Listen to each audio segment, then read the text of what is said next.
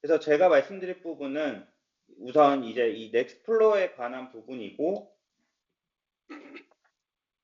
아마 넥스플로어를 처음 접하시는 분들은 이게 감이 잘 안 오실 건데요. 설명서의 매뉴얼에 보면 넥스플로어가 만들어진 어떤 히스토리에 보면 이런 문장이 있어요. 데이터 흐름 변수는 동시 프로그래밍에서 매우 표현력이 뛰어납니다. 근데 사실 저도 직관적으로 와닿진 않는데 이걸 이제 뭘 말씀드리고 싶냐면 이게 1989년도에 나온 논문의 내용이에요. 그래서 아주 오래전부터 여러 대의 컴퓨터에 우리가 원하는 작업을 실행할 수 있기 위해서 어떤 게 필요한지에 대해서 연구가 있었고, 그게 이제 시초가 돼서 오늘 소개해드리는 엑스플로어에 관련된 이런 언어가 탄생하기도 했고, 그렇다라고 봐주시면 될 것 같습니다. 지금 약간 오프라인에서 몇몇 새로운 분들이 오셔서 저희가 이따 그건 인사를 드리겠습니다. 온라인에 계신 분들이 있기 때문에 잠깐 안내해 주시면 좋을 것 같아요. 그 채팅방 주소. 약간, 네. 그리고 이제 제가 넥스플로어를 처음 사용했던, 그러니까 처음 계기는요, 2016년도예요. 그러니까 지금으로부터 한 8, 9년 전이죠. 8, 9년 전에, 그 당시에는 구글 그룹스라는 커뮤니티가 있었고, 거기에서 제가 브랜든이라고 영어 이름을 써서 잘 영어를 못하던 시절이었는데, 지금보다도 그 넥스플로어라는 걸 처음 접하게 되면서 기초적인 질문 같은 거 올렸고, 여기 보면 밑에 힐이라는 분이, 이윌스라는 분이 지금 멀티QC라는 툴을 제작한 분이기도 하고, 넥스플로어를 그러니까 넥스플로어 언어를 처음 만든 파운더 멤버 중에 한 분이거든요. 그래서 그 당시에는 되게 시초여서 0.01 버전 이렇게 보시면 되고, 이런 넥스플로어가 그 당시 제가 필요로 했던 이유는 이따가 뒤에서 이제 강승현 님도 설명을 드리겠지만, 제가 소속된 기관이 유전체 회사였고, 점점 더 샘플 수도 많아지고 이런 데이터들을 좀 더 효과적으로 분석할 수 있는 걸 고민했었거든요. 그러다 보니까 내가 처음에는 그 당시 제가 파이썬이 아니라 펄이라는 프로그래밍 랭귀지를 썼는데 그 펄 랭귀지를 가지고 여러 가지 데이터를 여러 번 복제해서 분석하는 걸 이제 직접 구현을 해보려다가 이 언어를 찾게 됐었거든요. 왜냐하면 제가 원하는 것을 이미 누군가 어떤 다른 그룹에서 하고 있다는 시도를 알게 됐고, 그게 이제 넥스플로우라는 걸 처음 알게 된 계기였습니다. 그래서 이제 오늘 말씀드리는 넥스플로우는요, 간단하게 말씀드리면 랭귀지고요. 그리고 런타임입니다. 언어라고 생각하면 여러분들이 예상하셨듯이 영어라든지 우리가 뭐 모국어가 있지만 새로운 언어를 프로그래밍 랭귀지든 외국의 어떤 나라의 언어든 새롭게 배워야 되잖아요. 그러다 보니까 조금 러닝 커브라는 게 개인의 격차가 있지만 발생할 수 있다라는 점이 있고요. 런타임이 이제 어떤 거냐면 여기 보시는 것처럼 랭귀지이기 때문에 여러분들이 만약에 R이나 배시 스크립트나 파이썬을 이미 알고 계시는 분들은 이 스크립트를 고치지 않고 그대로 파이프라인으로 쓰실 수가 있어요. 넥스플로어라는 그 워크플로우 언어를 통해서 그대로 원래 사용하시던 코드를 재활용할 수 있다라고 생각을 해주시면 됩니다. 그리고 이제 이것도 좀 더 이런 부분을 뒤에서 맨 마지막 세션에서 더 자세하게 설명을 드릴 거기 때문에 제가 여기선 간략하게 말씀을 드릴 거지만 여러 가지 단계가 있잖아요. 뭐 예를 들면 우리가 R 스크립트 한 번 돌리고 끝난다 이러면 괜찮아요. 근데 뭐 어떤 스크립트는 R도 돌리고 파이썬도 돌리고 배시도 돌리고 여러 가지 단계가 있을 경우에 그런 데이터 흐름을 우리가 프로그래밍하고 어떻게 순차적으로 돌릴지를 오케스트레이션 한다고 하거든요. 그래서 그런 조율하는 목적의 기능들이 있고요.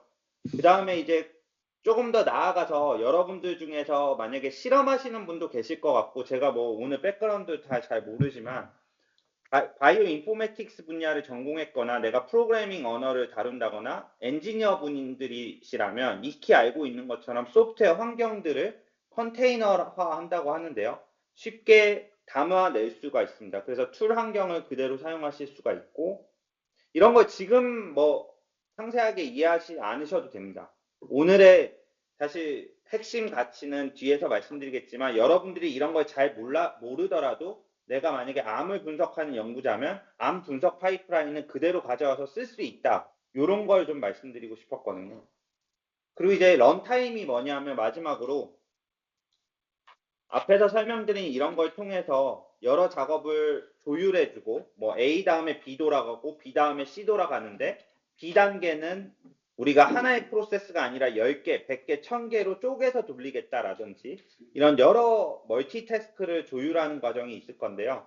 그런 걸 조율할 때 여러분들의 로컬 PC, 뭐 노트북이나 아니면 학교 서버, 연구실 서버, 회사 서버에서도 돌리실 수 있는데 저희가 이제 HPC라고 하는 엄청나게 많은 수의 컴퓨터를 묶어놓은 그런 환경이라든지 그리고 또 오늘 저희가 이제 오프라인 행사는 제가 소속된 기관의 도움을 좀 받아서 이렇게 뭐 지원을 받기도 했는데요. 장소라든지 이런 클라우드 회사들이 있잖아요. 제가 소속된 AWS 클라우드라든지 뭐 구글 클라우드, 그다음에 마이크로소프트 애저와 같은 클라우드 환경이라든지 그러니까 내 로컬 노트북이나 HPC 클라우드 환경 뭐 가릴 것 없이 여러분들이 그냥 하나의 언어만 배워서 작성하면 어떤 환경에서든 원하시는 작업을 다 돌리실 수가 있습니다.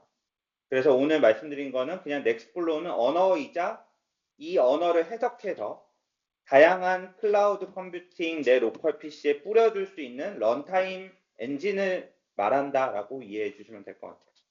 네, 오늘 이제 좀 복잡한 내용은 여기까지고 사실 여기서 이제 설명드리는 건 요 오른쪽에 있는 거 보시면 돼요. 이게 넥스플로우에 대한 실제 코드입니다. 그래서 fastQC라는 것은 아시는 분도 계시겠지만 우리가 유전체학 파일에서 로우 데이터라고 소위 부르는 fastQ 파일을 퀄리티 컨트롤하는 단계의 툴을 얘기하는데요. 이런 툴을 돌릴 때 내가 어떤 명령을 써야 되며 입력은 무엇이고 결과물이 무엇이다 라는 것을 이렇게 명시적으로 해주면 이게 아까 제가 넥스플로우가 랭귀지라고 말씀드렸잖아요. 그래서 이게 이제 넥스플로우의 랭귀지 표현법입니다. 그러니까 여러분들은 요거를 한 번만 배워 놓으시고 그리고 이렇게 작성된 거가 있으면 다른 사람이 작성한 거 갖고 오시면 얼마든지 fastQC를 100샘플, 1000샘플, 10,000샘플 돌리실 수 있어요. 여러분들 지금 로컬 PC나 HPC랑 관계없이 클라우드에서도 마찬가지고요. 그래서 이제 그런 내용을 좀 말씀드렸고 그럼 왜 이런 게 중요하냐라고 잠깐 말씀드리면 여러 가지가 있을 텐데 여러분들이 혹시나 제가 이제 단톡방 보니까 한창 그 바이오 빅데이터 구축 사업 하시는 실제 기관에서도 막 사람을 채용하시더라고요.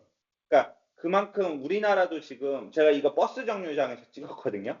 얼마 전에. 근데 버스 정류장에 이렇게 제가 이제 저도 바이오 인포메틱스를 전공을 했는데 그 이렇게 대중화가 되고 우리나라에서 이렇게 대규모 데이터를 생산한다라는 게 되게 고무적이었어요. 근데 결국 이 100만 명의 데이터를 생산하게 되면 한 샘플이 아니라 100만 샘플에 대해서 그런 분석을 해야 되잖아요. 그래서 앞에서 말씀드린 랭귀지, 런타임인 넥스플로우를 사용하셔서 100만 명을 돌릴 때나 10명 샘플 돌릴 때나 똑같은 랭귀지 파일 하나만 있으면 돼요.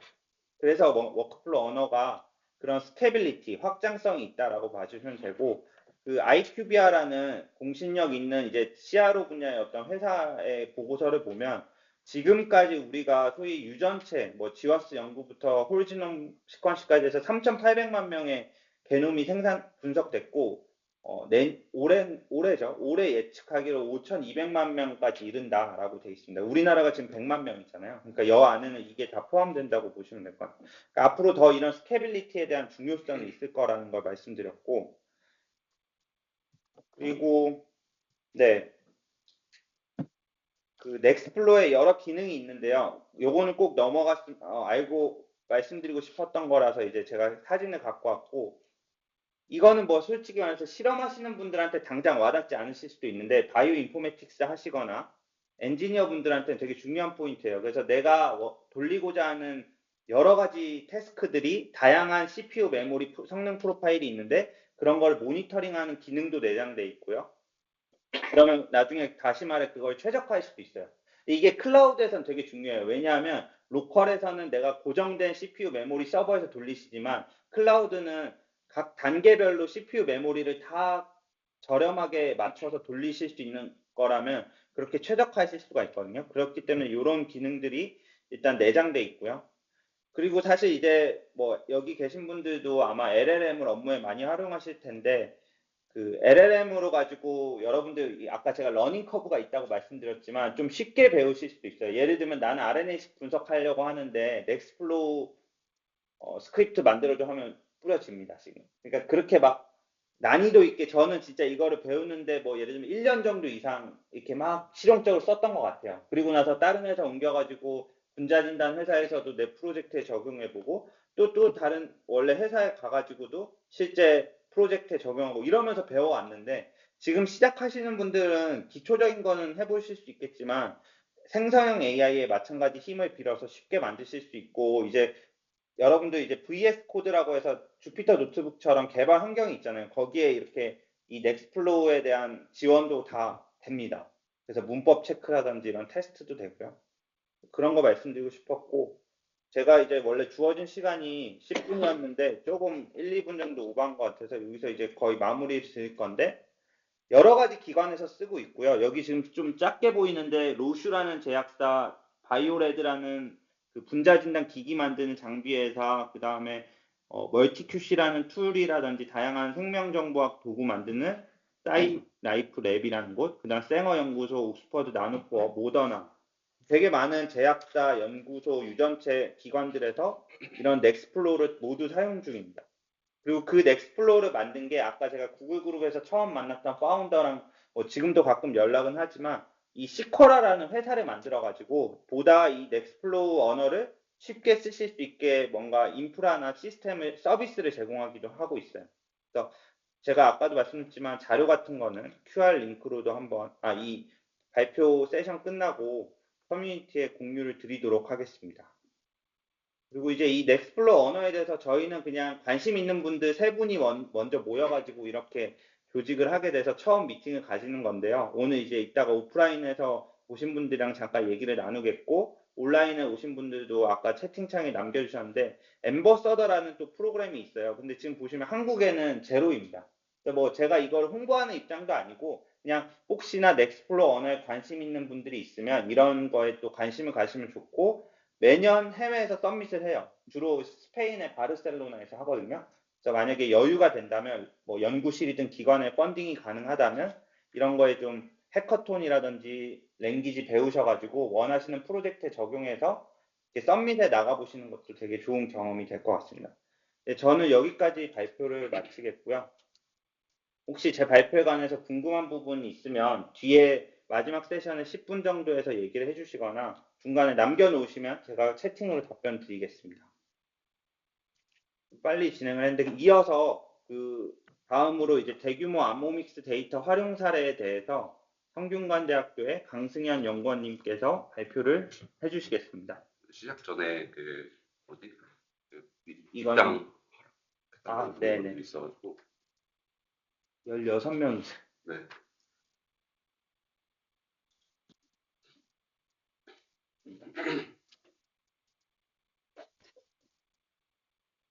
네, 안녕하세요. 성균관대에서 지금 석박복 하고 있는 강승현이라고 하고요. 지금 새로 오신 분들 환영합니다. 지금 앞에 부분을 조금 놓치시긴 했는데 나중에 슬라이드 공유 예정이 있어서 그거 확인하시면 될 것 같고요. 우선 저희 연구실은 이제 유전체 데이터를 연구하는 연구실이고 이제 다양한 오믹스 데이터나 WGS 데이터나 다양한 데이터베이스에 있는 컨트롤 데이터를 활용해서 다양한 국내외 연구실들과 이제 유전체 연구를 진행하고 있고요. 이제 클라우드와 대용량 컴퓨팅도 사용하고 있기 때문에 이제 넥스플로어라는 랭귀지에 이제 랭귀지를 알아가는 데 있어서 더 효율적이었던 것 같습니다. 이제 저희가 넥스플로어를 선택한 가장 큰 이유 중 하나가 이제 결국에 공동 연구를 하기도 하고 이제 저희 서버 안에서도 유저가 이제 학생들이 많기 때문에 유저가 되게 많은 상태였는데 그 유저 간의 이제 언어 충돌이나 이제 어, 알고리즘을 돌리는데 각각의 툴이 요구하는 그 버전에 대한 충돌이 되게 많았었고 이러한 이제 접근 충돌성 서버 환경에서 나타나는 충돌을 어떻게 해결하면 좋을까라는 생각을 해봤고요. 어, 추가적으로 이제 연구기관이 이제 다양한 연구기관과 공동 연구를 하다 보니까 이제 각각의 연구기관의 OS도 차이가 있고, 이제 HPC를 활용하는 연구기관도 이제 다양한 HPC를 활용해서 다른 연구실들이 다 각각 다른 그런 HPC를 활용하는 연구기관이 되게 다양했는데, 이런 것을 이제 저희 인하우스 파이프라인을 어떻게 이 연구기관에 동일하게 적용할 수 있을까라는 고민에서 이제 어, 고민을 많이 해봤고요. 그러한 과정 속에서 이제 이러한 공통적인 환경을 만들기 위해서는 이제 컨테이너 시스템을 해야겠다 해가지고 이제 싱귤러리티와 다커 시스템을 이용하고 있었는데, 이것을 저희가 이제 파이프라인이다 보니까 다양한 스텝이 있었고, 이 파이프라인을 어떠한 유저든 간에 동일한 환경에서 우리가 커맨드 하나로 다른 연구실도 똑같이 쉽게 접근할 수 있는 방법이 없을까라는 생각에서 이제 다양한 워크플로우 랭귀지에 대해서 알아보았고, 이제 WDL, 뭐 넥스플로우, 스낵메이크 등등의 이제 워크플로우 랭귀지가 있었는데, 어, 아마 스낵메이크 사용하시는 분들도 되게 많을 거고, 저희도 기존 워크플로우는 스낵메이크 기반의 워크플로우를 교수님이 이전에 있던 연구실에서 가져온 것도 있어서 그거를 활용했었는데, 이제 최근에 나타난 걸로는 이제 넥스플로어가 이제 업데이트와 플러그인 다른 시스템과의 호환성을 더 약간 활발하게 업데이트하는 것 같다라고 이제 느껴져서 이제 넥스플로어를 선택하게 됐습니다. 이제 저희 같은 경우에 이제 클라우드 컴퓨팅도 많이 사용하고, 이제 서버가 여러 개다 보니까 그것을 묶어주는 이제 클러스터 시스템도 사용하기 때문에 이런 넥스플로어 안에 있는 플러그인을 통해서 이러한 다양한 시스템들을 더 호환성 있게 이제 더 효과적으로 활용할 수 있는 것이 장점이라고 생각하여서 이제 이러한 넥스플로어를 선택을 하였고, 또한 이러한 것들을 넥스플로어를 이제 기수로 저장을 한 상태에서 이제 유저들한테 풀어줄 수도 있고, 다양한 연구기관의 서버를 활용할 때도 이제 깃과 바커 또는 싱귤러리티 시스템을 활용하여서 동일한 환경의 OS 환경에서 이러한 다양한 파이프라인의 스택들을 모듈화 시켜서 어, 누가 분석을 하더라도 동일한 환경에서 분석을 할 수 있게 그러한 구성을 만들어 놓았고요. 추가적으로 저희가 이제 넥스플로우를 이제 효과적으로 활용한 사례 중 하나이긴 한데, 저희가 이제 대규모 이제 환자 데이터를 활용하다 보니까 다양한 그 컨소시엄 데이터들이 아마존이나 구글 포켓에 들어가 있는 것을 확인했고, 그것을 어떻게 구글 컴퓨팅이나 아마존 컴퓨팅을 하면은 이 스케일업한 분석을 더 효과적으로 진행할 수 있으니까 그것을 어떻게 하면 더 효율적으로 진행할 수 있을까라고 고민을 하다 보니까 넥스플로우 자체 안에 구글과 아마존의 호환이 잘 되어 있는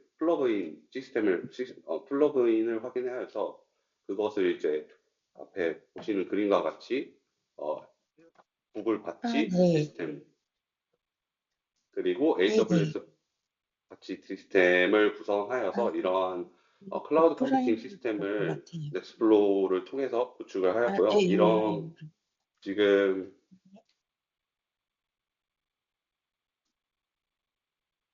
충분히 마이크가 켜져서 그런 거니까. 그러니까 네, 구축을 하였고, 이러한 환경들을 사용해서 지금 계속 분석 중에 있고요.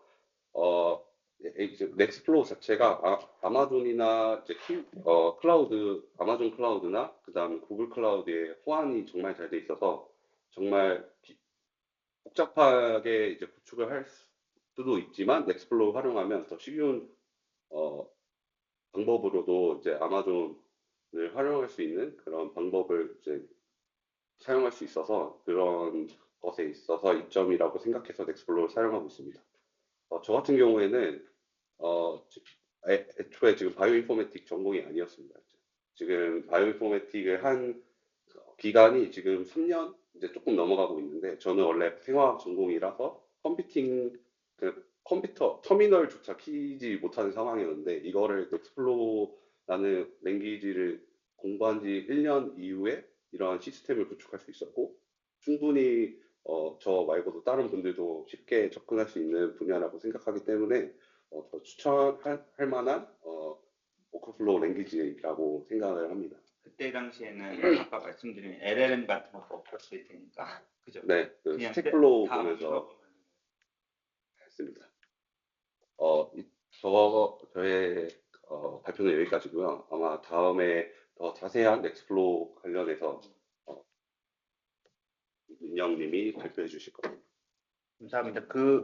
이제 마지막 세션에 대한 게 이제 오늘 저희 메인인데요. 잠깐 요거 중간에 오신 분들이 되게 많이 있으셔가지고 처음에 오셨을 때 소개를 못 드려서 하나 말씀드리고 가면 저희가 올해 이 모임을 이번 달에 처음 한 건데 원래 계획은 저희 3명 오늘 발표하는 분들이 이거를 매달 하려고 생각 중이에요. 그래서 만약에 혹시나 이렇게 이런 모임 취지라든지 그냥 편하게 중간에 오셔도 되고 안 오셔도 되는데 오실 분들을 위해서 오늘 이제 뭐 궁금했던 거라든지 부족한 시간 못 물어보신 거 그리고 이제 피드백 주실 거 있으면 여기 설문조사를 좀 부탁드리고요. 그 다음에 처음에 저희 설문조사에 이메일을 남겨주시면 거기로도 안내를 드리겠지만 슬랙 채널이 있습니다. 그래서 혹시나 워크플로우를 공부하시거나 실제 쓰시다가 어려운 사항이 있거나 이러면 여기 워크플로우 슬랙 채널에 조인을 해주시면 저희가 저희뿐만 아니라 거기에 사실 다양한 회사나 연구소에서 현업에서 소위 한 10년, 20년 일하신 분들이 되게 많이 계시거든요. 그래서 거기 채널에 질문 주시면 저희끼리 이제 어떻게 보면 공동으로 같이 교류하고 이렇게 하는 자리가 될 수 있을 것 같습니다. 네. 온라인에서 혹시 또 궁금한 부분 있으시면 뭐 진짜 연구실에 아마 계신 분들도 많으실 것 같아요. 그런 거 질문 주셔도 좋고 실제로 뭐 1년 걸렸는 게 맞냐 뭐 이런 거라든지. 그럼 이제 마지막으로 DNA 링크의 민영님께서 오늘의 핵심 부분 NF 코어라고 하는 여러분들이 어떻게 암 유전체 분석을 할 때 이렇게 쉽게 오늘 말씀드린 랭귀지라는 걸 안 배우고 바로 쓰실 수 있다라는 거를 오늘 이제 설명을 드릴 예정입니다. 네, 소개받은 박민영이라고 합니다. 저는 지금 DNA 링크라고 하는 회사에 소속이 되어 있고요. 그 관련해서 이제 여러 가지 어플리케이션이랑 관련된 분석들을 진행하다 보니까 그 넥스트플로우 기반의 이제 NF4 파이프라인에 대해서 좀 공부를 하게 됐고 그러한 부분을 좀 여러분들이 알게 되면 좋은 기회가 되지 않을까 해서 관련한 자료를 좀 만들어 보았습니다. 그 아마도 이제 WS나 WGS, 뭐 메타지노, 그 외에 이제 드노버 어셈블리 같은 여러 가지 파이프라인들을 한 번쯤은 사용해 보셨을 것 같은데 아마도 사용하는 것과 실제로 이제 만들어 놓은 건 좀 큰 차이가 있다고 봅니다. 하나의 파이프라인을 만들 땐 그 파이프라인을 어떻게 구성을 했지, 그 다음에 각각의 툴들은 어떤 식으로 돌아가는지에 대한 다큐멘테이션을 본다든지, 인풋과 아웃풋은 어떻게 연결한다든지, 그리고 전반적인 파이프라인을 구성을 했을 때 그 완성도를 좀 테스트를 하기 위해서는 그 여러 가지 데이터 셋들을 한번 다시 사이즈별로 분석을 한번 해봐야 할 것 같습니다. 그렇게 하면서 유지 보수를 진행할 수 있는데 이러한 과정들이 진짜 뼈를 깎는 고통이 아닐까 생각을 하고 있고요. 그러한 스트레스에 접하다 보면 삶의 질이 좀 많이 떨어질 수 있습니다. 근데 그러한 그 악연의 끈을 좀 끊을 수 있는 툴이 어떻게 보면 F 코어 파이프라인이 아닐까라는 생각이 들어서 좀 이런 것들을 한번 설명을 드리고 싶었습니다. 오늘 얘기하고 싶은 내용을 좀 정리를 해보았는데요. 그 워크플로우 매니저가 뭔지, 그리고 넥스플로우라는 건 어떻게 설치를 하고, NFCore 파이프라인이 무엇인지, 그 다음에 관련된 파이프라인은 어떻게 런을 하고 모니터링을 할 수 있는지, 그리고 관련한 설정이라든지 디버깅 등등에 대해서 좀 알아보겠고요. 그다음에 넥스플로우를 사용함에 있어서 좀 알아두면 좋을 만한 것들을 좀 정리를 해보았습니다. 그리고 시간이 허락한다면 그 NF코어 이제 사렉이라고 하는 DNA 레벨, 그러니까 점라인 베리언트 콜, 스마트 베리언트 콜에 대한 분석을 좀 쉽게 해줄 수 있는 파이프라인에 대해서 사용 사례를 좀 말씀드리려고 하는데 시간이 허락한다면 진행을 하겠고요. 만약에 안 된다면 다음 달 정도로 넘겨서 해야 할 수 있을 것 같습니다. 이 점 먼저 말씀드리겠습니다. 보통 이제 바이오 인포메티션 또는 BI라고 많이 얘기하는데 사실 이런 BI의 숙명은 항상 뭔가를 생각해야 되는 것 같습니다. 어, 매년 새로운 어플리케이션이 만들어지고 그 어플리케이션에 따른 분석하는 툴이나 그 다큐멘테이션 그러면 그 다큐멘테이션을 보고 런을 해보고 그 결과가 제대로 나오는지 그다음에 그 결과를 제대로 해석하는지 그런 것들을 항상 생각할 수밖에 없는 정말 이 직업을 왜 택했는지 그런 고민을 하는 그런 삶을 살고 있는데 그래도 어떻게 하겠습니까? 할 일은 많지만 해야죠. 근데 삶인지라 너무 피곤한 그런 부분이 있는 것 같고요. 이런 부분을 해결할 수 있는 방법은 맨날 바이오인포틱스는 게을러져야 돼라는 슬로건이 있습니다. 근데 실제로 이 말을 잘 보면 게을러져라 라기보다는 좀 더 스마트해져라 라는 의미로 저는 해석을 하고 있습니다. 그럼 스마트하기 위해서는 어떻게 해야 될까? 앞서 얘기해 드렸던 많은 워크플로우 매니저를 사용하는 게 가장 해답일 것 같습니다. 저희는 넥스플로어라는 걸 대상으로 얘기를 하지만 스네이크 메이크나 아니면 WDL, CWL 등등등 여러 워크플로우 매니저들이 있기는 합니다. 어떤 게 좋다, 어떤 게 나쁘다 그걸 떠나서 이러한 툴을 사용하는 게 어떻게 보면 BI로서 해야 할 또는 사용해야 할 도구가 아닐까라는 의견을 드리면서 실제로 워크플로우 매니저는 그 파이프라인을 생성하고 실행하고 모니터링을 쉽게 해주는 워크 프레임워크를 제공합니다. 그러면서 파이프라인의 개발을 쉽게 하고 리소스 사용을 최적화시키고 필요로 하는 툴이나 버전을 관리하고 어떠한 인프라스트럭처에서도 그 실행이 가능하도록 포팅을 해주고 관련한 파이프라인을 쉐어링을 해줄 수 있게 하는 장점이 있죠. 그리고 관련된 어떠한 인프라스트럭처에서도 이제 이식성이 있고 관련된 리소스의 사용이라든지 설치 등등등의 장점들은 결국에 해당 연구 분야에 있어서 그 리프로듀스빌리티라고 하는 것들을 보장을 할 수 있는 장점이 있습니다. 그렇기 때문에 이 워크플로우 매니저라는 걸 연구 목적에 있어서는 가장 중요하게 사용할 수 있는 덕목이라고 생각하고 있습니다. 제가 생각하기에는 간단한 시나리오를 생각을 해봤는데 만약에 새롭게 신입으로 들어온 분과 그 다음에 2년 이상의 어느 정도의 경력이 있는 분, 그 다음에 워크플로우 매니저를 사용하는 분들이 있을 때 우리가 일반적으로 얘기하는 호리즈널 분석 파이프라인을 슬럼이나 또는 선그리드 엔진 기반으로 HPC 기반으로 어떠한 분석 파이프라인 작성을 해봐라 라고 가정을 했을 때 먼저 이제 새로 들어오신 신입분의 경우에는 1번부터 5번의 과정이 이제 반복될 거라고 생각이 듭니다. 가령 어떤 분석, 그래서 WGS에서 기본적으로 많이 시작하는 분석은 QC 단계, 패스 QC인데 관련된 명령어 사용법이 제대로 사용되는지, 그리고 그러한 명령어를 배시 스크립트를 작성하고 그러한 배시 스크립트를 기반으로 슬럼으로 잡을 던질 수 있는 SPH 스크립트를 작성하고 그 다음 관련한 스크립트를 서밋을 하고 그 잡이 잘 작동을 하고 있는지 끝났는지 그런 부분을 SQ로 모니터링을 하는 1번부터 5번의 과정이 반복을 해서 그 다음 스텝으로 넘어가는 과정을 거칠 겁니다. 그래서 관련한 과정을 모식도로 표현을 해보자면 1번 샘플, 2번 샘플이 있고 1번 샘플의 첫 번째 스텝, 두 번째, 세 번째 스텝에 대해서 유저가 각각의 단계별로 스크립트를 짜서 계속적으로 다음 스텝으로 넘기고 다음 스텝으로 넘기는 과정을 진행한다라고 보시면 될 것 같습니다.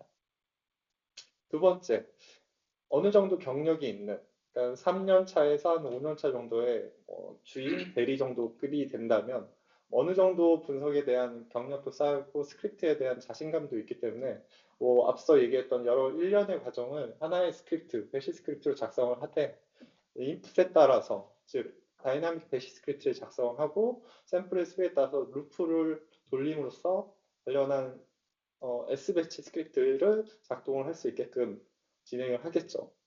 그리고 관련한 잡이 잘 돌아가는지는 이제 모니터링을 계속 하는 경우가 발생할 겁니다.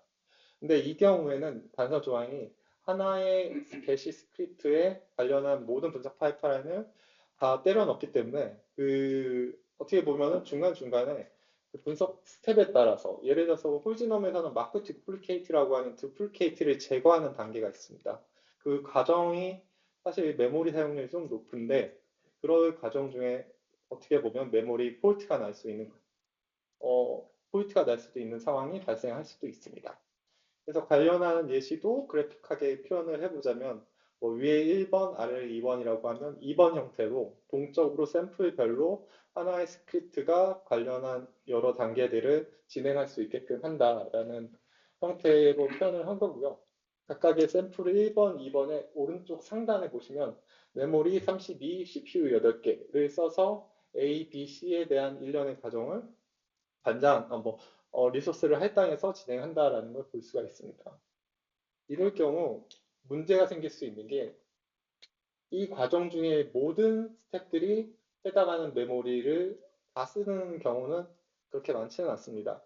관련의 특정 단계에서만 메모리를 많이 사용하게 되고 하지만 이미 슬럼 기반의 잡이 할당이 될 때 이렇게 분석이 진행될 거야 하고 이미 예약된 리소스는 다 사용하기 때문에 분석적으로 보면은 리소스가 좀 효율적으로 사용되지 못하는 경우가 발생하게 됩니다. 마지막으로 우리가 알고 있는 워크플로우 매니저를 사용할 경우 하시면 돼요. 사용할 경우는 지금처럼 nextflow라고 하는 명령어에 우리가 인풋으로 사용할 것과 그다음에 세부적으로 분석적으로 필요한 여러 변수들을 같이 설정해서 실행을 하게 됩니다. 그러면 유저 입장에서는 딱 한 번만 실행을 하면 되고 그 다음은 워크플로우 매니저가 알아서 모든 과정을 진행을 해주게 됩니다. 어떠한 과정이냐면 사용자가 작성을 해야 했던 배시 스크립트를 알아서 작성을 해주고 그러한 배시 스크립트가 작동할 수 있는 여러 의존성 파일들, 인풋 파일이나 아니면 인덱싱된 어떤 필요로 하는 파일들 등등도 이제 심볼릭 링크로 생성을 해주게 됩니다. 그리고 관련된 잡들의 실행을 최적화해서 실행을 해주게 되고 필요로 하는 S배치 스크립트 또한 알아서 작성을 해주게 됩니다. 이러한 일련의 과정을 워크플로우 매니저가 처리를 해주고 실행 시 생길 수 있는 예를 들어서 리소스 할당에 있어서 시간적인 부분과 메모리적인 부분이 있을 수 있는데 이러한 부분이 예외적인 상황이 발생 때문에 페일을 날 수도 있습니다. 그러한 부분들을 리트라이 펑션을 통해서 리스큐션, 즉 리서밋을 하게 자동적으로 처리를 해주기 때문에 그러한 부분들의 그러한 부분 때문에 그 파이프라인이 페일하는 것들을 사전에 방지하고 좀 더 편하게 모니터링을 해서 결과를 얻을 수가 있습니다.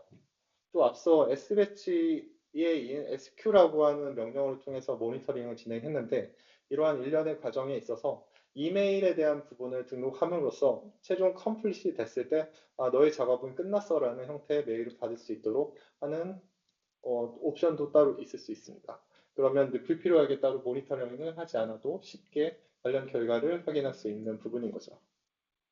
그래서 일련의 어떤 시나리오가 있을 때 넥스플로어라고 하는 걸 통해서 좀 더 효율적으로 그다음에 리소스도 좀 더 효과적으로 쓰고 시간도 효율적으로 관리할 수 있다. 그렇기 때문에 이러한 넥스플로어 형태를 진행하게 되면 앞선 어떤 경력직이 짠 분석 파이프라인보다는 좀 더 리소스 효율적으로 타임 효율적으로 분석을 진행할 수 있다라는 장점을 말씀드릴 수가 있을 것 같습니다. 넥스플로어를 그럼 어떻게 설치를 할지 세 가지 단계로 설명을 드릴 수가 있는데요. 먼저 이제 자바가 기본적으로 자바 11 이상이 설치가 되어 있으면 되고 관련해서는 자바하고 버전을 치셨을 때 해당하는 조건을 만족하는지를 체크를 하신 다음에 그 오른쪽도 중간 상단에 있는 것처럼 넥스트플로우 설치에 관련된 배시 스크립트를 다운로드 받으신 다음 배시로서 실행을 하시게 되면 넥스트플로우 바이너리가 생성이 되고 관련된 바이너리 파일을 그 실행 환경에 맞는 예를 들어서 빈이라고 하는 위치에 카피를 해줌으로써 어떠한 위치에서도 넥스트플로우를 실행할 수 있게끔 그런 설정을 잡아주게 됩니다. 또는 이제 콘다를 통해서 설치도 할 수 있는 옵션도 있고요. 전자와 같이 그냥 기본적인 형태로 설치를 했다라고 하면 마지막으로 관련된 실행이 제대로 되는지 넥스트플로우 run hello라고 테스트 데모를 진행할 수가 있습니다. 그럴 경우 다음처럼 이런 화면 출력을 확인할 수가 있는데 저도 이제 맨 처음에 이 작동 원리를 잘 몰라서 궁금했었는데 내용을 좀 확인해 보니 기본적으로 넥스플로우는 hello.nf라고 하는 넥스플로우 그 스크립트를 먼저 확인을 하고 만약에 없다면 관련해서 이제 프로젝트 특정 GitHub에 연동돼서 해당하는 hello라고 프로젝트가 있는지 여부를 체크를 합니다. 그렇게 했을 때 두 번째 조건이 만족해서 그 넥스플로우 IO라고 하는 GitHub의 hello 프로젝트를 알아서 풀하고 관련된 다운로드 받아진 GitHub를 이제 실행을 하게 됩니다. 그래서 실행을 하게 됐을 때 다음처럼 네 가지의 프로세스가 진행이 됐다라는 형태로 확인이 된다면 엑스플로어는 성공적으로 설치 및 실행이 될 수 있는 환경이 세팅이 되었다라고 할 수 있습니다. 그리고 보시는 것처럼 view라고 하는 명령어가 있습니다. view라고 하는 명령어는 넥스플로 뷰하고 헬로 실행했던 프로젝트 네임을 지정을 하거나 스크립트를 쳐주게 되면 관련해서 실행이 됐던 원 스크립트 내용을 확인할 수 있게 해주고요. 그 다음에 넥스플로 인포를 사용하게 되면 실제로 이 헬로라고 하는 그 프로젝트의 실제 위치, 레파지토리 위치, 그 다음에 설치된 위치, 어떠한 버전인지에 대한 정보를 확인을 할 수가 있습니다. 이런 식으로 사용을 하게 된다면 기본적으로 넥스플로우는 쉽게 사용하실 수 있게 되는 거고요. 그리고 넥스플로우에 관심이 있으신 분이라고 하면 한 번쯤은 이 명령어를 보셨을 수도 있을 것 같습니다. 넥스플로우 run RNA-seq nf 이런 식으로 실행하게 되면 실제로 해당 컴퓨팅 노드에 여기서 필요로 하는 살몬이라고 하는 프로그램과 FSQC, 그 다음에 멀티QC라고 하는 프로그램이 설치가 되어 있다면 미드 다커라고 하는 걸 쓰지 않아도 무사히 런 컴플릿이 될 겁니다. 근데 우리는 사실 이러한 분석적인 소프트웨어 인바이먼트를 세팅하지 않은 상태에서 진행했을 땐 실제 설치해 놓은 프로그램이 없기 때문에 100% 페일이 날 거고요. 나는 이러한 분석 처리를 다커 기반으로 컨테이너 띄워서 분석을 할 거야 라는 의미로 위드 다커의 옵션을 주고 실행을 하게 된다면 해당 로컬에 관련된 분석 프로그램을 설치하지 않아도 다음과 같이 세 가지의 프로그램은 프로세스는 4개지만 세 가지의 프로그램은 성공적으로 런을 할 겁니다. 해당 분석 프로그램이 컴플릿 됐다라고 했을 때는 해당 위치에는 오른쪽에 보시는 것처럼 리절트라고 하는 폴더랑 워크라고 하는 폴더 두 개가 생성이 됩니다.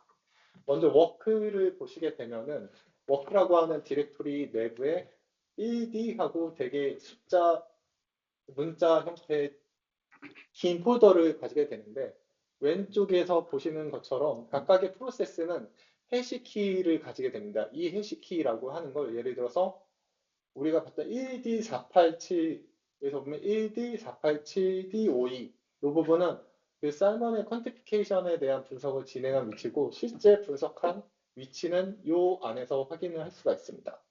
마찬가지로 이 해시키는 해당 프로세스가 분석이 되는 실제적인 워크 밑에 디렉토리 위치라고 이해하시면 될 것 같고요. 해당 위치에 있는 결과들의 거의 모든 데이터들이 리절트로 이동하는 것은 아닙니다.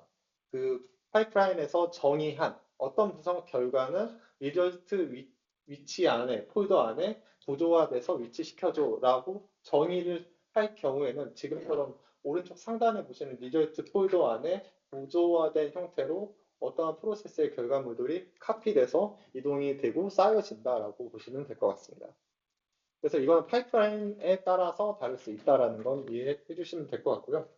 그 다음에 내가 실행을 지금처럼 nextflow run RNA-seq nf with docker라고 하는 명령어를 한 번만 실행을 하고 오른쪽 상단에 있는 것처럼 nextflow log라고 명령어를 실행하면 해당 위치에서 실행했던 nextflow에 대한 여러 실행 이력들을 쭉 볼 수가 있습니다. 물론 여기서는 한 번밖에 실행을 하지 않았기 때문에 한 줄이 나오는데 언제 얼마만큼의 시간이 들여서 런이 컴플릿이 됐는지 이런 디테일한 정보를 확인을 할 수가 있습니다. 여기에서 런 네임이라고 하는 부분이 있는데 실제로 각각의 런에 대해서 어떠한 이름들이 자동적으로 할당이 됩니다.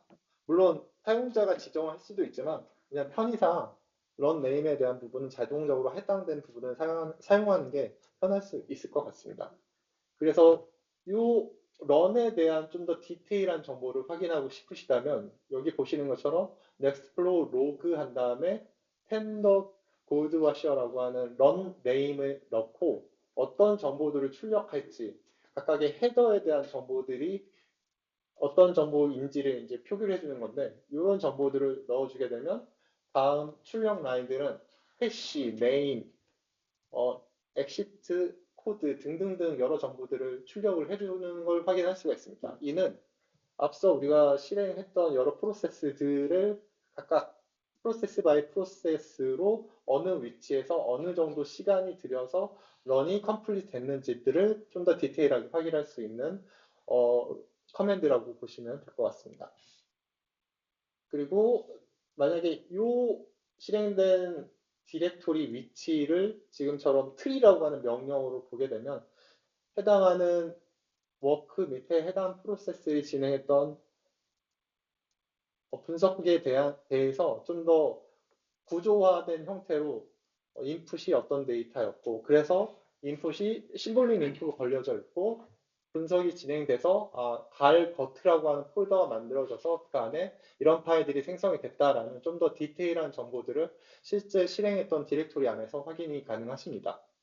그리고 해당 디렉토리 내에 ls 그다음에 히든 파일들까지 출력할 수 있도록 a 옵션을 쳐주시게 되면 기존의 트리 명령어로 볼 수 없었던 히든 파일들까지 이제 출력해서 확인이 가능한데 히든 파일은 점 커맨드로 시작하는 여러 파일과 하나의 엑시트 코드라고 하는 파일들이 출력하게 됩니다.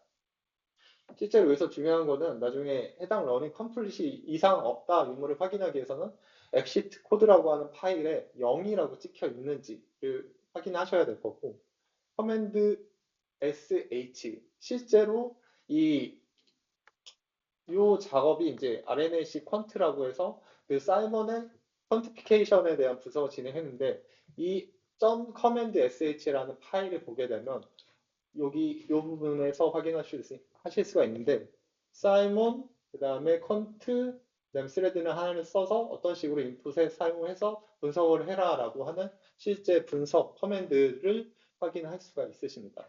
그래서 전반적으로 분석에 따른 여러 커맨드와 인풋, 아웃풋 그다음에 어떤 파일을 봐야 될지 그런 부분들을 좀 간단히 설명드렸고요. 다음은 넥스트플로우의 커맨드에 있어서 앞서 사용했던 여러 예시들을 한번 하나의 장표로 모아본 예시다라고 보시면 될 것 같고요. 요 맨 마지막에 with 리포트, with trace, with timeline, with tag, 레준 뭐 이런 부분들은 우리가 넥스트플로우를 돌렸을 때 좀 더 다양한 정보들을 확인할 수 있는 옵션이다라고 보시면 될 것 같습니다. 근데 이 부분은 그 NFcore를 돌리실 때 따로 지정하지 않으셔도 알아서 생성이 되기 때문에 내가 만든 어떤 넥스플로우 스크립트다 그럴 경우에만 이런 걸 넣으시면 되고 NF4 파이프라인 사용하실 때는 생략하셔도 무방합니다. 네, 이 정도까지 좀 설명을 드릴 수 있을 것 같고요. 그 다음에 NF4 파이프라인이 뭔지에 대해서 좀 설명을 드리도록 하겠습니다. NF4 파이프라인은 그 넥스플로우 기반으로 작성된 오픈소스 분석 파이프라인이고 그 글로벌 커뮤니티 레벨에서 큐레이션 되는 분석 파이프라인 저장소다라고 이해하시는 게 좀 편하실 것 같습니다. 앞서 설명드렸던 것처럼 NF4는 자바, 넥스플로우, 그 다음에 분석을 위한 여러 툴들에 대해서 어떠한 소프트웨어 인바이먼트를 사용할지를 정해야 되는데 뭐 콘다, 파커, 아니면 싱귤러리티, 아니면 싱귤러리티의 새로운 버전의 앱타이너 뭐 등등은 세팅해서 세팅해서 사용하시는 걸 권장을 하고 있습니다. 그 NFcore는 현재까지 124개의 릴리즈 파이프라인이 확인이 되고 있고 그 중에 35개는 계속 디벨롭 중에 있는 부분이 확인이 되어 있습니다. 그리고 오른쪽에 있는 이 숫자들은 사실 업데이트를 못한 부분인데 실제로는 뭐 지노믹 부분의 파이프라인, 트랜스크립톰에 대한 파이프라인, 메타짐에 대한 파이프라인 등등은 사실 여기 적혀 있는 숫자보다는 좀 더 증가된 숫자일 거고 이 부분도 업데이트가 되면 다시 한번 이 장표를 공유 드릴 수 있도록 하겠습니다. 현재 이 넥스플로우는 슬랙 쪽에서 많은 인원들이 활동하고 있고요. 현재까지 8,000명 이상이 참여해서 그런 슬랙들이 활발히 운영이 되고 있고 900개 이상의 여러 기관, 조직들이 참여하고 있는 하고 있는 걸로 알려져 있습니다. 그리고 관련한 NF 파이프라인에 대한 부분은 뭐 구글링에서 찾아 들어가시면 쉽게 아시겠지만 지금처럼 관련한 파이프라인마다 하나의 카드 형태로 이렇게 클릭해서 들어갈 수 있게 되어 있고요. 오른쪽 상단에 있는 것처럼 2월 7일 기준으로 124개 파이프라인이 등록이 되어 있고 릴리즈 된 건 77개, 그다음에 개발 중인 게 35개, 아카이빙 된 게 12개 있다라는 거고 지금 보여지는 카드의 순서들은 그 릴리즈된 순서대로 정렬이 되어 있다라고 보시면 될 것 같습니다. 되게 특징적인 것 중에 하나가 이제 팩바르라고 하는 파이프라인인데 최근에 그 팩바이오의 레비오 장비가 좀 더 활발히 또는 상용화되기 시작하면서 팩바이오에 대한 분석, 즉 휴먼에 대한 홀지넘 분석 파이프라인에 대한 니즈가 좀 많이 올라오게 됐고요. 실제로는 팩바이오사에서 관련한 분석 파이프라인을 처음에는 스네이크 메이크로 작성을 했다가 최근에는 그 WDL 기반으로 했는데 그 슬랙 커뮤니티에 관련된 분석 파이프라인 넥스플로러도 좀 만들어줬으면 좋겠어 라고 요청이 된 이후에 그러한 부분이 업셋이 돼서 팩바르라고 하는 파이프라인이 이제 개발 중인 걸로 알려져 있고 현재 며칠 전에 버전 1이 릴리즈 된 걸 해봤습니다. 된 걸 확인했습니다. 근데 사실 넥스플로로 만들어지는 파이프라인이 여기 공식적인 파이프라인으로 NF4에 등록도 되지만 각각의 사이트 또는 인스티튜트 여러 조직들에서 개별적으로도 관련한 파이프라인을 오픈을 하고도 있습니다. 그래서 여기에서 찾는 거 외에도 추가적으로 GitHub 사이트에서 내가 필요한 파이프라인이 있는지 여부를 확인하는 것도 하나의 방법일 것 같다고 추천을 드릴 수 있을 것 같습니다. 저희가 이렇게 기여를 할 수도 있는 거죠. 코드. 저희가 기여를 할 수 있는지는 확인해 봐야 되는데 아마 그 슬랙 사이트 쪽에 얘기를 해서 이걸 만들어야 되는 명분, 그러니까 아예 없는 걸 만드는 건지 아니면 기존에 있는 게와 겹치는 게 있는 건지 그 체크를 하고 이걸 개발하는 게 맞을 것 같아요라는 논의가 있는 것 같더라고요. 그래서 아마 그런 식으로 좀 논의가 있는 다음에 진행을 해야 될 것 같습니다. 앞서는 이제 릴리즈된 데이트에 따라서 봤던 부분이고 지금은 좀 인기도가 있는 순대로 좀 피터링해서 본 건데 가장 인기 있는 건 RNA-식이라고 하는 파이프라인이고 그 다음에 DNA 레벨에 이제 SARE, 그러니까 점라인이나 스마트 뮤테이션을 콜링할 수 있는 분석 파이프라인이고요. 그 다음에 싱글셀 관련된, 그 다음에 메타지노 관련된, 그 다음에 칩식, 에이테식, 그 다음에 16SR RNA 관련된 앰플릭식 관련된 부분, 그 다음에 나노식은 옥스포드 나노포의 ONT 관련해서 처리할 수 있는 파이프라인인데 제가 확인한 바에 의하면 그 옥스포드 나노포 지금 ONT 쪽은 넥스플로 기반으로 파이프라인을 많이 짜서 공유를 하는 것 같더라고요. 아마도 그런 부분을 참고하시면 좀 좋을 것 같습니다. 그다음에 패치 NGS는 우리가 이제 퍼블릭하게 SRA 데이터베이스라고 다들 아실 건데 뭐 내가 어떤 패스키 파일을 다운로드를 받고 싶다. 그럴 경우 패치 NGS라고 하는 파이프라인을 통해서 관련된 패스키 파일들을 다운로드 받을 수 있고 이거라든지 메트리식, RNA 퓨전 등등 여러 가지 파이프라인들도 많이 사용되고 있는 걸 확인하실 수가 있을 것 같습니다. 그러면 이러한 NF4를 사용할까요? 뭐 쉽게 말씀드리면 NF4는 나름대로의 규정이라든지 어떤 정책들이 잘 되어 있어서 문서화가 참 잘 되어 있다고 봅니다. 그렇기 때문에 각각의 그 파이프라인이 무엇을 하는 건지 어떻게 돌아가는지 그러한 내용을 좀 더 쉽게 확인할 수 있고요. 그리고 실제 각 릴리즈별로 테스트된 결과물, 리얼 라이프 아웃풋 파일들도 같이 게시를 하고 있습니다. 그래서 이 파이프라인 돌리면 이런 결과가 나오는구나 라는 걸 직관적으로 확인할 수도 있고 그 다음에 인풋 밸리데이션이나 아니면 여러 설정들에 대한 파일도 같이 공유를 하고 있고요.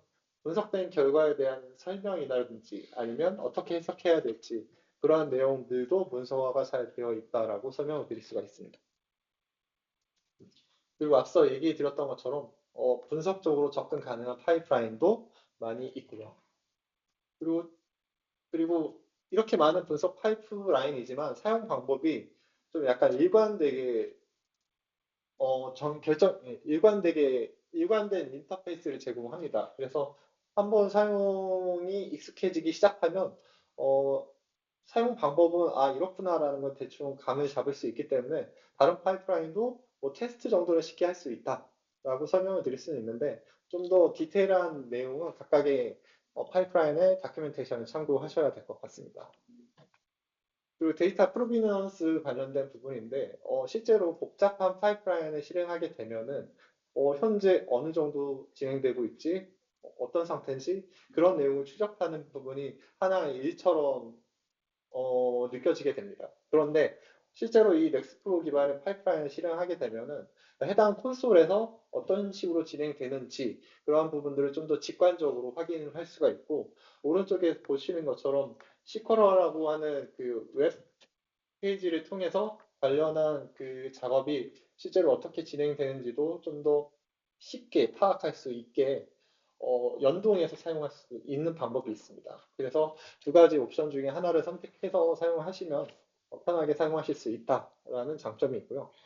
그리고 데이터가 얼마나 많든지 그러한 부분들은 넥스플로가 알아서 확장을 해주고 그 확장되게 분석된 결과들을 멀티QC를 통해서 잘 정리한 형태로 확인할 수 있는 장점이 또 있다라고 설명을 드릴 수가 있습니다. 앞서 설명드렸던 것처럼 뭐 다양한 HPC, 뭐 슬럼이나 선그리드 엔진, 그다음에 다양한 클라우드, 뭐 AWS, Azure, GCP 등등의 여러 인프라스트럭처 기반으로 넥스플로도 돌릴 수 있고 NF4 파이프라인을 돌릴 수가 있습니다. 그리고 뭐 잘 알려져 있는 기관의 어떤 컨피그레이션에 대해서도 아예 오픈을 해놓고 설정을 참고할 수 있도록 해놓고 있죠.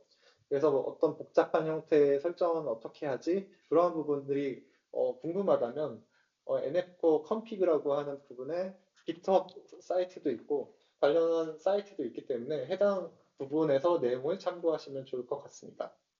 저 같은 경우에는 AWS 배치 기반으로도 분석을 해봐서 실제 프로파일하고 AWS 배치라고 진행할 경우 쉽게 작동하는 걸 확인을 해봤습니다.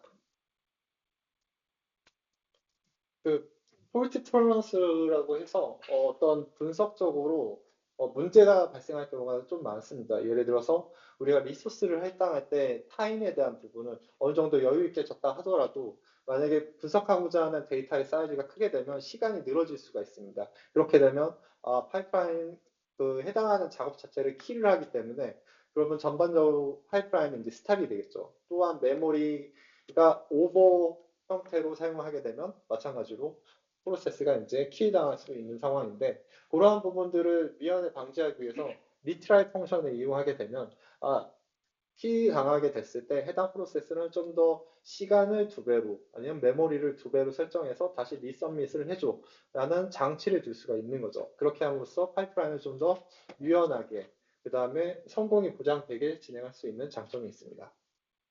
그래서 앞서 말씀드렸던 것처럼 우리가 이제 NF4를 쓰게 되면은 문서가 잘 정리되어 있기 때문에 잘 읽고 이해만 한다면 쉽게 쓸 수 있고 그 다음에 다양한 파이프라인이 있기 때문에 나에게 맞는 파이프라인을 선택만 하면 되게 됩니다.